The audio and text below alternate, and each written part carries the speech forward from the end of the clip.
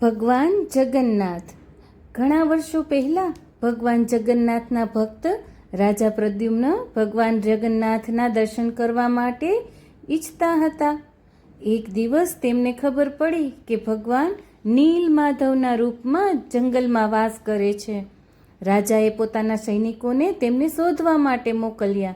ઘણી શોધખોળ કર્યા પછી ભગવાનના દર્શન થયા. રાજાએ ભગવાનનું ભવ્ય મંદિર બનાવવાનો સંકલ્પ કર્યો.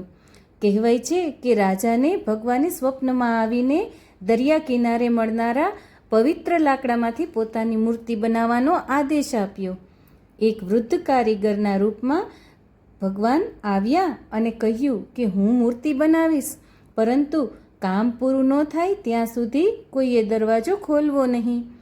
ઘણા દિવસો સુધી અંદરથી કોઈ અવાજ જ ન આવ્યો.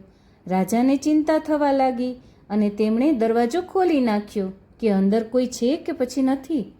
દરવાજો ખોલતાની સાથે જ કારીગર અદૃશ્ય થઈ ગયા અને મૂર્તિઓ અધૂરી રહી ગઈ.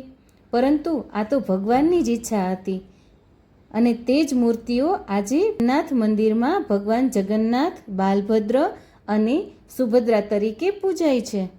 દર વર્ષે ભવ્ય રથયાત્રા યોજાય છે, જેમાં લાખો ભક્તો ભગવાનના દર્શન કરવા માટે જાય છે. જય જગન્નાથ.